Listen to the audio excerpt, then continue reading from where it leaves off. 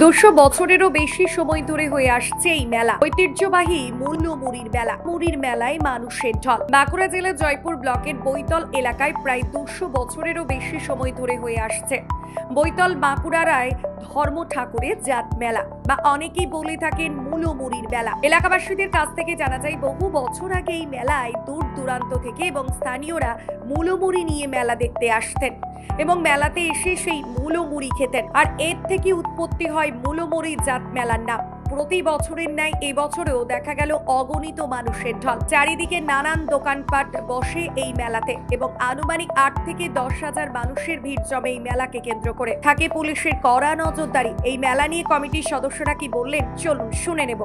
আচ্ছা, এই যে মেলা নাম হচ্ছে মুড়ি, এই মুড়িটা কোথা থেকে এলো, কিভাবে উৎপত্তি এই মেলার নাম? এটা আমি বলছি, বহু বছর পুরাতন ঐতিহ্যবাহী মেলা, বাপ ঠাকুরদাদের আমল থেকে। তখন এখানে মানে আমরা শুনে আসছি যে এখানে ওই বাবার মন্দিরে সবাই পুজো দিতে যেতেন।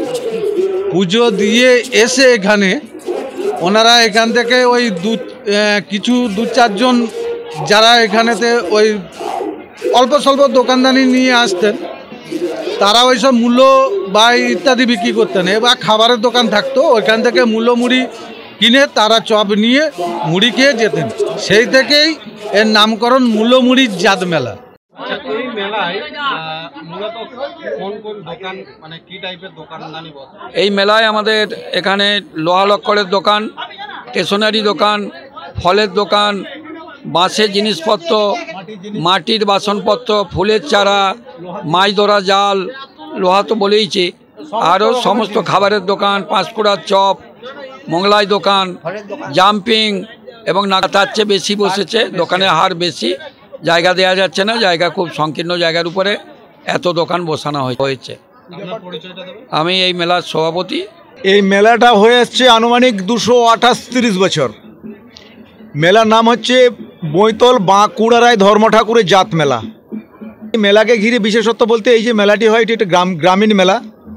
আর আমাদের এই গ্রামীণ এলাকায় কৃষিপ্রধান এলাকা বেশি।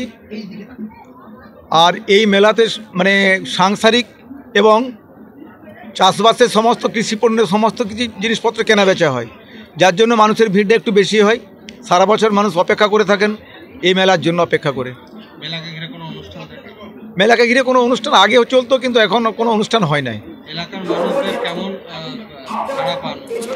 এলাকার মানুষদের বলতে এখানে জাতি ধর্ম নির্বিশেষে কিন্তু আমরা মেলাটা একত্রিতভাবে আমরা সবারই সাহায্য সহযোগিতা নিয়ে মেলাটা করি। এখানে মানুষের সমাগম হয় আনুমানিক 20 থেকে 25 হাজার সকাল থেকে সন্ধ্যা অবধি। বাঁকুড়া জয়পুর থেকে রাজীব মন্ডলের রিপোর্ট, আপডেট বাংলা।